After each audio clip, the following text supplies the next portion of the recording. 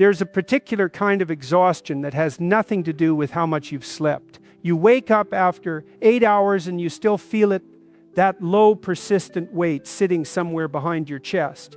You go through the motions of the day, you eat, you respond to messages, you do what's required, and somewhere around the middle of the afternoon, you catch yourself staring at nothing, wondering when exactly life started feeling like something you were just getting through rather than something you were actually living. That feeling has a name, even if most people can't quite find it. It isn't depression, exactly. It isn't anxiety in the clinical sense.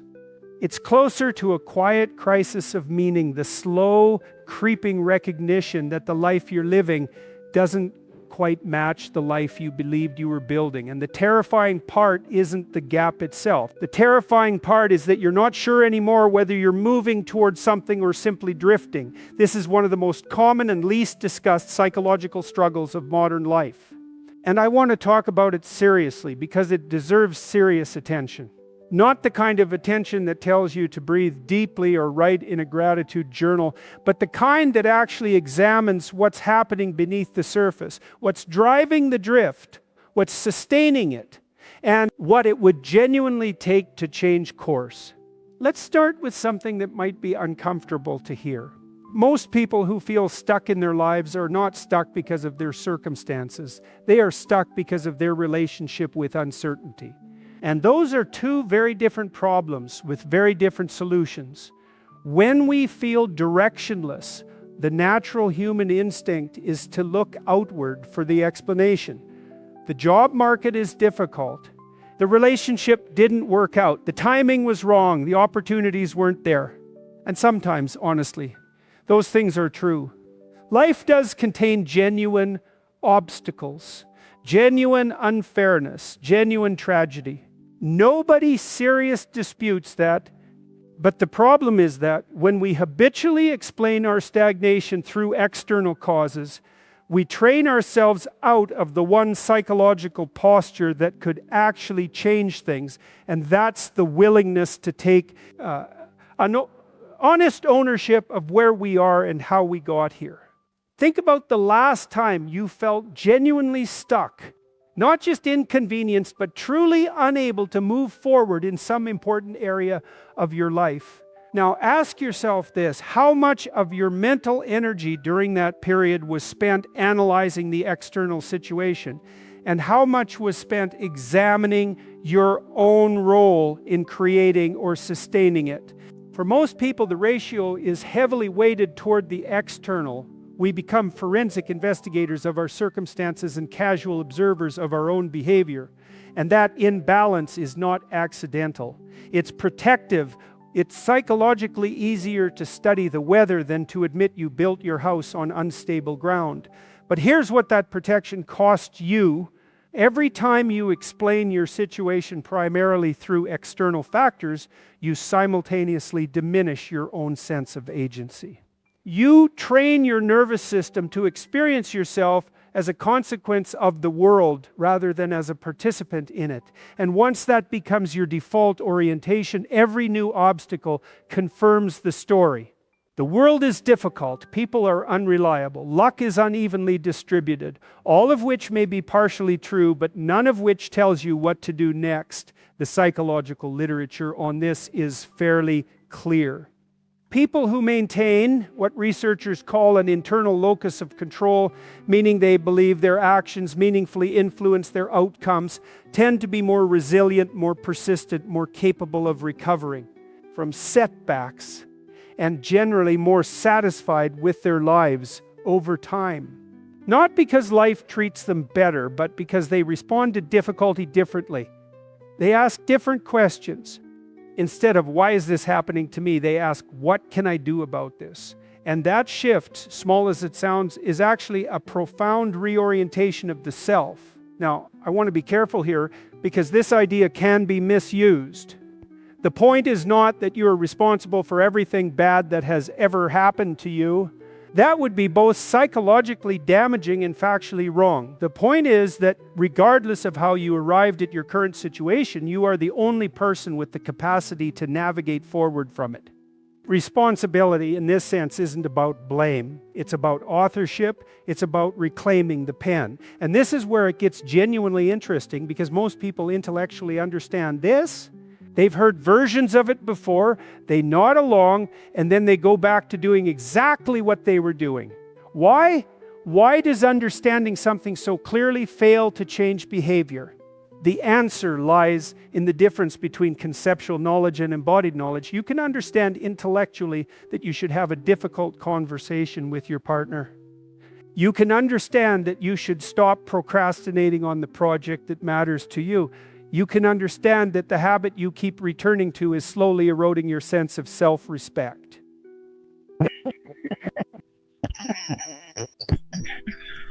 Understanding these things is not the same as having integrated them into the way you actually live. And the gap between knowing and doing is not a gap in information. It's a gap in courage.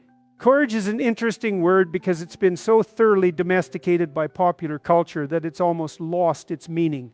We use it to describe extreme physical acts, running into burning buildings, climbing impossible mountains, but the courage that actually matters most in everyday life is far quieter and far more demanding.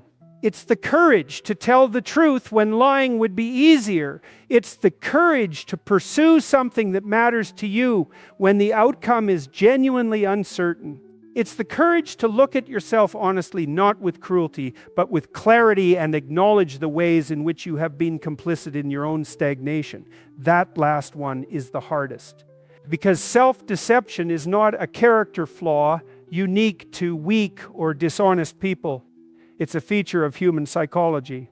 The mind is extraordinarily sophisticated at constructing narratives that protect our self-image while simultaneously allowing us to avoid the things we're afraid of. We tell ourselves we're being patient when we're actually being avoidant. We tell ourselves we're being realistic when we're actually being fearful. We tell ourselves we're waiting for the right moment when we're actually waiting for the certainty that will never come. And here's the insidious part. These narratives feel true. They don't feel like self-deception. They feel like wisdom. That's what makes them so effective and so difficult to dismantle. Let me give you a concrete example that I think most people will recognize in some form. Imagine someone, let's call him David, who has spent years in a career that pays reasonably well, but that he finds deeply unfulfilling. He knows this. He's known it for a long time. He has a different vision for his life. Something he genuinely cares about, but he hasn't pursued it. When he talks about why, his reasons sound entirely reasonable. He has financial obligations. It's not the right time. He needs more preparation. The market is uncertain. He'll start working on it seriously once things settle down. Now, none of those reasons are necessarily false. But here's the question worth sitting with. Has David ever seriously examined whether those reasons are the actual reason or whether they are the socially acceptable, internally comfortable story he tells himself? 2, avoid confronting the real obstacle, which is the terror of trying something that genuinely matters to him and potentially discovering he's not good enough. Because failure in something you don't care about is manageable. It barely registers. But failure in something you've identified as central to your identity and your sense of purpose, that's a different kind of threat entirely. And so the unconscious mind, which is far more interested in self-preservation than in growth, constructs an elaborate series of reasons why now is not the right time. And David, who is intelligent and thoughtful, accepts those reasons because they're plausible enough and because the alternative, actually trying, is genuinely frightening. This is not a personal failing. This is one of the most fundamental dynamics in human psychology.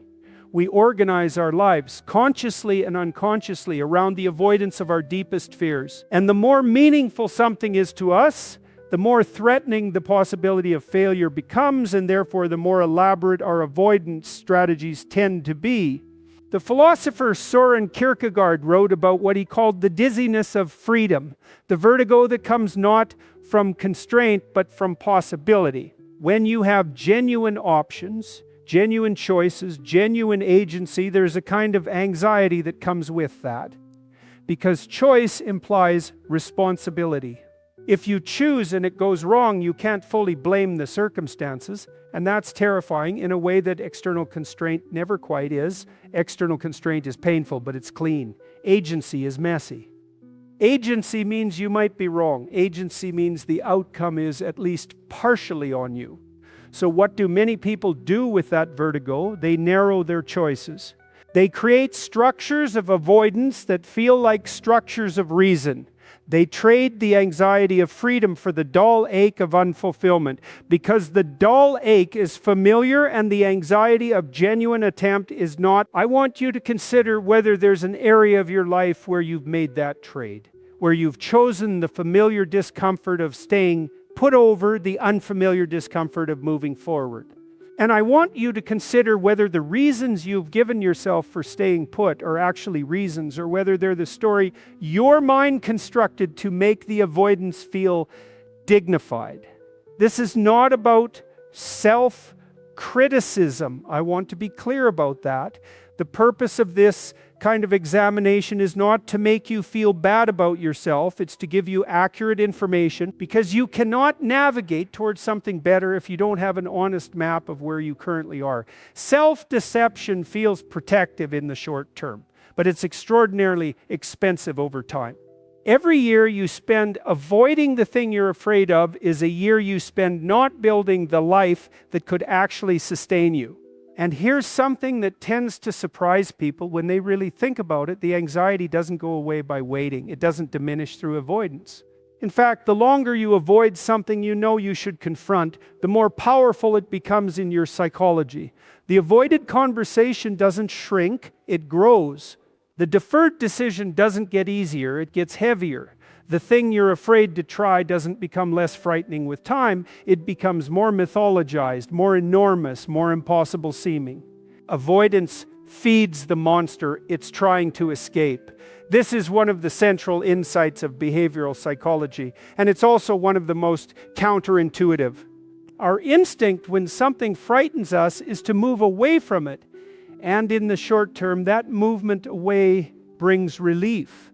The anxiety decreases, the nervous system settles, we feel temporarily better. But what we've actually done is teach the brain that the thing was dangerous, that avoidance was the correct response, and the next time we encounter it, the fear is a little stronger, the avoidance a little more automatic. This is how phobias develop. This is how procrastination becomes chronic. This is how people who avoid difficult conversations in their relationships slowly find that they can't have any honest conversations at all. The avoidance that starts as self-protection gradually becomes a prison. The only way out, and this is not a comfortable truth, but it is a true one, is through.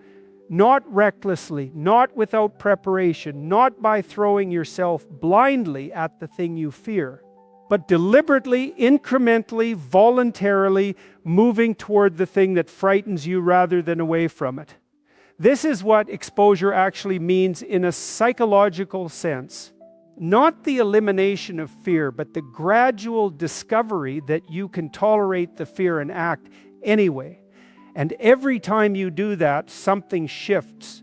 Not in the external situation, but in your fundamental sense of who you are. This is where the concept of competence becomes critically important, and I think it's underappreciated in most conversations about confidence and self-esteem. There's a pervasive cultural narrative that suggests the way to feel better about yourself is to think better about yourself, to practice self-affirmation, to challenge negative thoughts, to cultivate a more positive self-image. And while there's some limited utility in examining the accuracy of your self-critical thoughts, this approach fundamentally misunderstands where genuine self-respect comes from. Self-respect, the deep, stable, unshakable kind, is not a product of thought. It's a product of act. Specifically, it's a product of doing difficult things, doing them well, and accumulating evidence over time that you're capable of navigating challenge. You cannot think your way into genuine confidence. You can only act your way there. Consider the difference between two people facing the same challenge.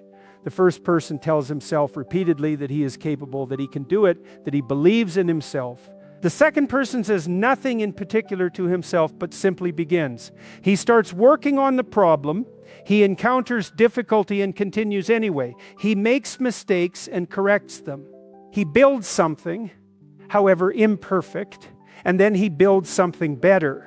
After 6 months, who has more genuine confidence, not the person who repeated affirmations, but the person who accumulated competence, because competence is what confidence is actually built on. Not belief, not self-talk, not the opinion of others, but the lived, embodied experience of having done hard things and survived them. This is why the advice to simply believe in yourself is not only insufficient, but can actually be counterproductive. It directs your attention inward toward the management of your internal narrative, when what's actually required is the willingness to direct your attention outward toward the difficult work that will generate the evidence your confidence needs to be real. Think about the domains in your life where you feel genuinely confident. I'd be willing to bet that in almost every case that confidence is rooted in experience. You've done the thing before. You've faced similar challenges and navigated them. Your confidence in those areas isn't a story you told yourself. It's a record you built. And the same process is available to you in any domain where you currently feel inadequate, not through positive thinking, but through deliberate, sustained engagement with the difficulty. Now, this raises an important question. Why don't more people do this? If the path to genuine confidence is through competence, and competence is built through sustained engagement with difficult work, why do so many people avoid the work? Part of the answer is what we've already discussed: fear of failure, avoidance of uncertainty, the psychological comfort of the familiar. But there's another layer that I think is equally important, and it has to do with the relationship between identity and change. Most people, without fully realizing it, have a very strong investment in their current self-image. Even when that self-image is negative, even when they're unhappy with who they are and how they're living. The familiar self, even a struggling, limited, unfulfilled self, is known. It's predictable. It has a history. And the prospect of becoming someone different, someone more capable and more responsible and more alive, is genuinely threatening to it. This sounds paradoxical, and it is, but it's also deeply real. Change requires you to relinquish who you currently are in favor of who you could become. And the current self doesn't go quietly. It fights back. It generates reasons why change isn't possible or isn't necessary or isn't the right kind of change. It surrounds itself with people and environments that confirm its existing story. It interprets evidence selectively to maintain its established narrative.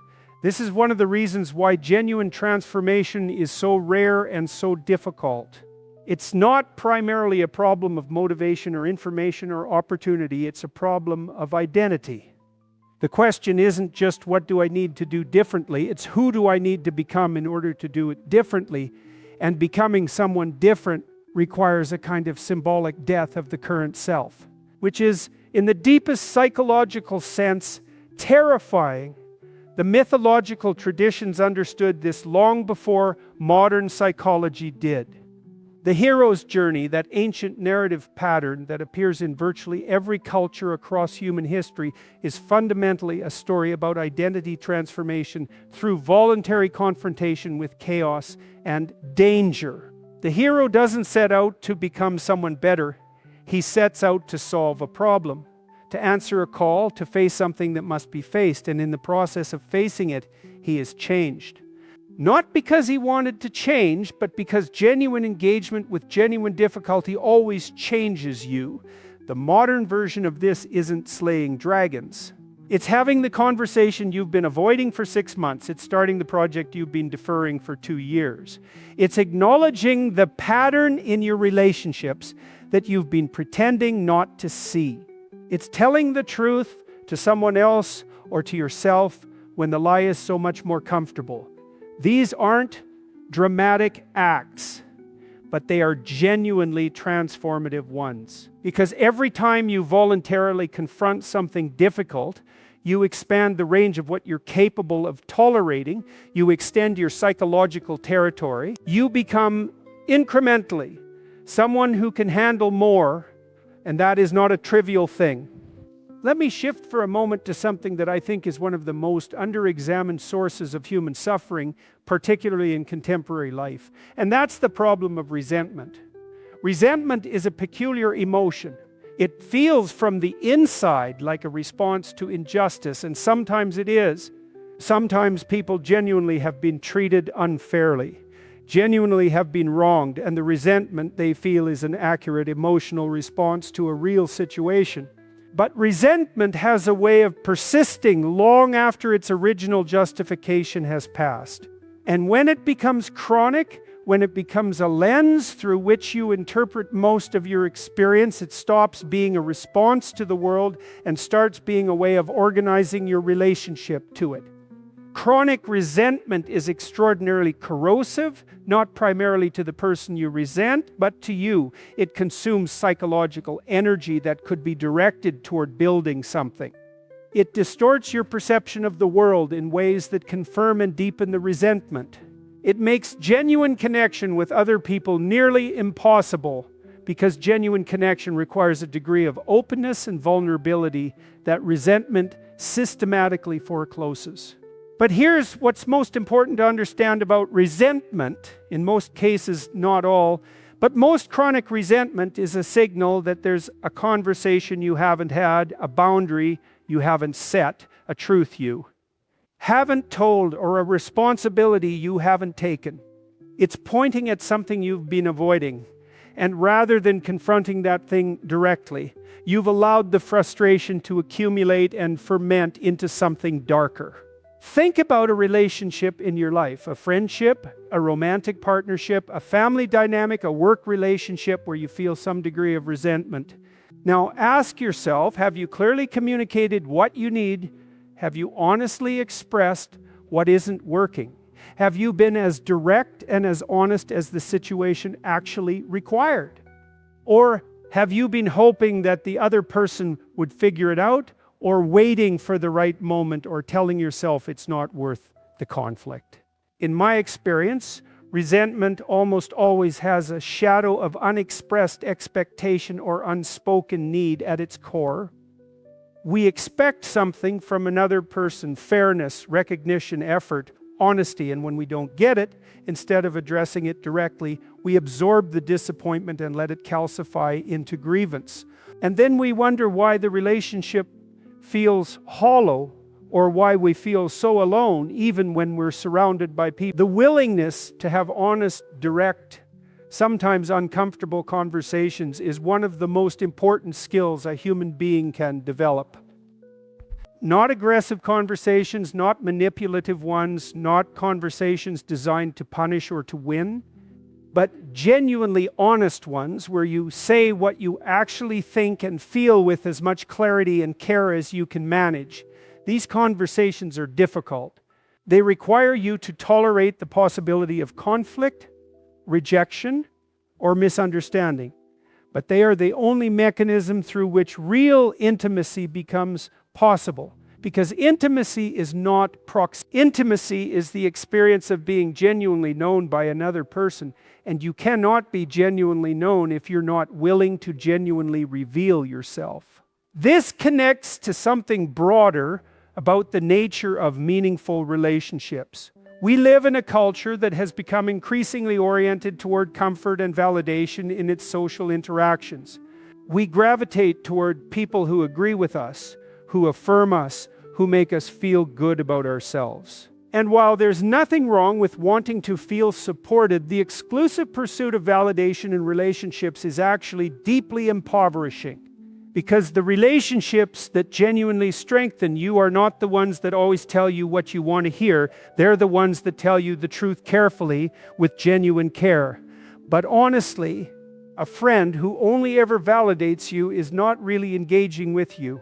They're engaging with the version of you they find easiest to be around. And that might feel comfortable, but it doesn't actually help you grow. The people who have genuinely contributed to your development, if you think about them honestly, are probably the ones who challenged you at some point, who said something difficult, who refused to simply agree when they thought you were wrong, who cared enough about you to risk the discomfort of honesty. This is what it means to genuinely care about another person, not to protect them from difficulty, but to help them navigate it, not to shield them from truth, but to offer it with as much kindness as possible. And it requires that you be willing to do the same, to receive honest feedback without collapsing into defensiveness, to sit with the discomfort of being challenged, to distinguish between being attacked and being helped. That distinction between attack and help is one that many people struggle with, particularly those who grew up in environments where criticism was delivered harshly or where vulnerability was regularly punished. If your early experience taught you that honesty is dangerous, that showing weakness leads to exploitation, that the safest posture is defensive and closed, then you'll carry those lessons into adulthood, whether you want to or not. Not because you chose to, but because that's how psychological adaptation works. The strategies that protected you as a child become the patterns that limit you as an adult. And this is one of the most important things to understand about the patterns that keep people stuck. They didn't arise from nowhere. They arose from somewhere. They were at some point genuinely useful. The person who can't ask for help learned that asking for help was unsafe. The person who can't set limits learned that their limits weren't respected. The person who avoids conflict learned that conflict was dangerous. These are not character flaws, they are adaptations, and understanding them as adaptations rather than as fixed features of who you are is the first step toward being able to choose differently. But here's where personal responsibility re-enters the picture, and it has to. Because understanding why you developed a pattern does not excuse you from the responsibility of changing it. Explanation is not absolute. Your history is a context, not a destiny. And the moment you begin using your past as a permanent justification for your present behavior, you've made a trade, you've exchanged the discomfort of change for the comfort of a story. And that trade always costs more than it appears to. The hardest psychological work that most people will ever do is this: to simultaneously hold compassion for the circumstances that shaped them and full responsibility for who they are choosing to be now. Not one or the other, both. Compassion without responsibility becomes victimhood. Responsibility without compassion becomes cruelty. The integration of both is what genuine maturity actually looks like. Let me talk for a moment about something that I think is one of the most misunderstood aspects of human psychology, particularly in the context of modern life, and that's the relationship between suffering and meaning. There is a widespread cultural assumption, particularly in the wealthier, more comfortable parts of the world, that the goal of a good life is the minimization of suffering. That well-being is essentially the absence of pain, and that a life well lived is one in which difficulty has been successfully managed, avoided, or eliminated. This assumption is so pervasive that it operates mostly beneath the level of conscious awareness. We don't usually articulate it, we just pursue it in our choices, in our relationships, in the way we structure our time and our environments. And yet the evidence, both psychological and historical, suggests that this assumption is not only wrong but actively harmful. People who successfully insulate themselves from difficulty don't tend to flourish.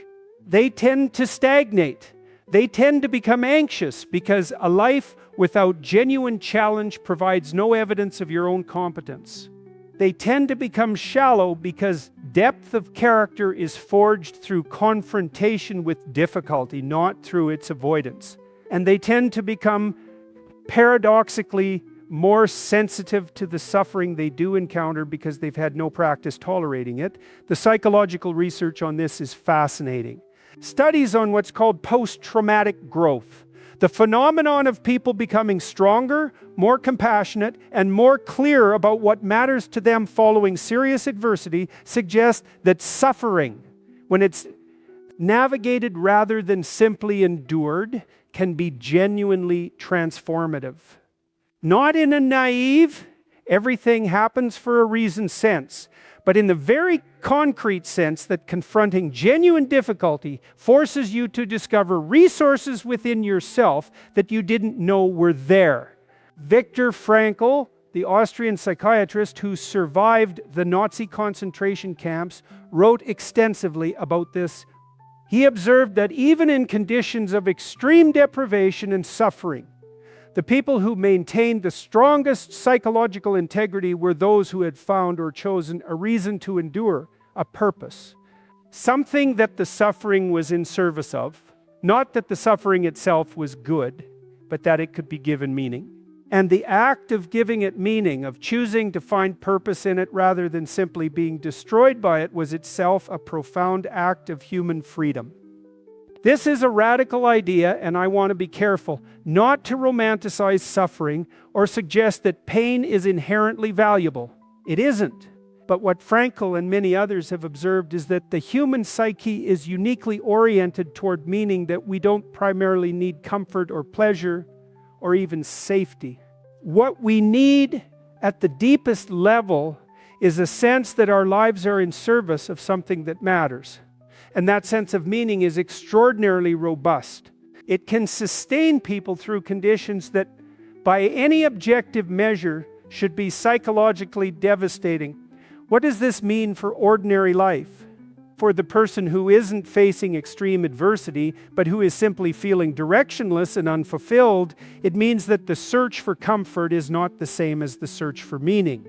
And that if you've been primarily optimizing your life for comfort, for ease, for the avoidance of difficulty, for the maintenance of a pleasant surface, you may have inadvertently been moving away from the very thing that would actually make your life feel worth living. Meaning tends to emerge from engagement with things that are genuinely difficult and genuinely important, from relationships that require real effort, from work that challenges your competence, from commitments that cost you something, from the willingness to take on more than you're sure you can handle and then discover in the process of handling it who you actually are. This is not a comfortable prescription, but it's an honest one. And it connects directly to the question of what to do with your life, which is probably the most common and most agonizing question that adults in their 20s, 30s, and 40s carry around.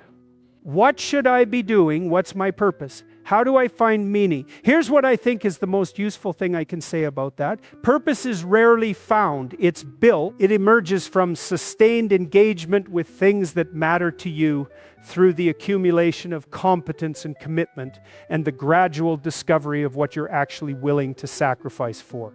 The idea that there is a specific, singular purpose waiting to be discovered, like a buried treasure that you simply need to find the map for, is, I think, a myth that causes enormous suffering because it orients people toward searching rather than building. It encourages a kind of passive waiting for clarity that never quite arrives.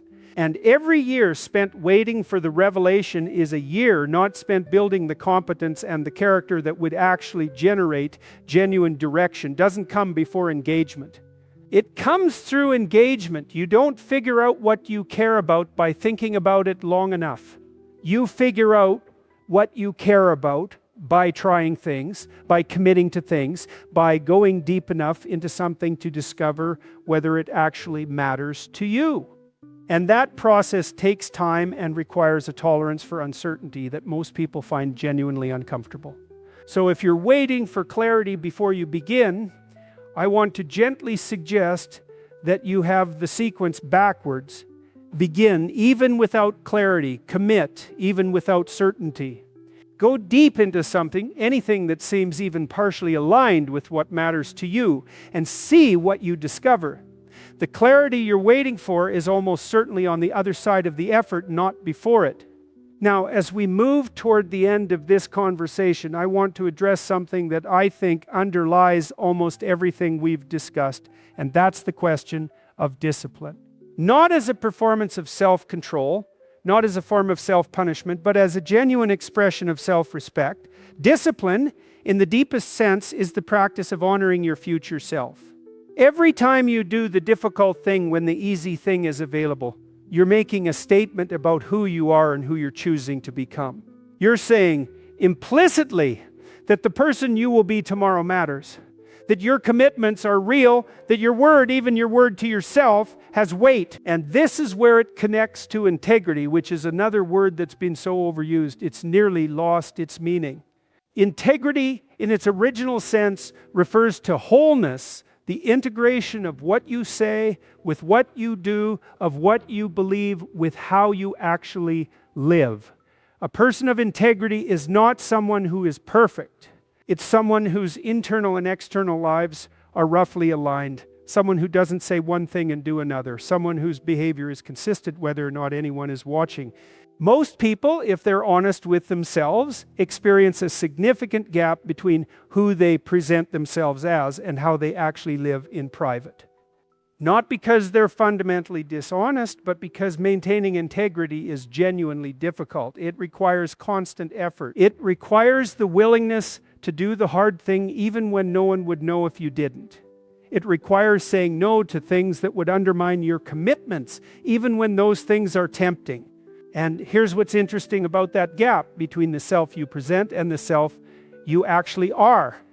Living with it is exhausting, not consciously, not always, but at some level the psyche knows the difference.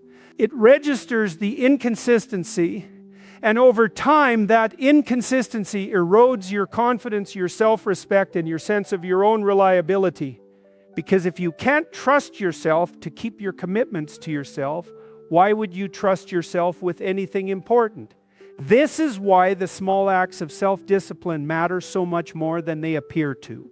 Not because making your bed or keeping your schedule is inherently significant, but because every time you do what you said you would do, even in small things, especially in small things, you build evidence that you are someone who can be trusted by yourself. And that evidence accumulates, it compounds, it becomes the foundation of the genuine self-respect that no amount of external validation can provide. The inverse is also true. Every time you break your commitments to yourself, every time you say you'll start tomorrow and don't, every time you set a limit and then immediately violate it, every time you choose the comfortable option over the meaningful one, you add to a different kind of evidence. Evidence that you can't be trusted, that your commitments don't really mean anything, that the gap between who you say you are and who you actually are is unbridgeable.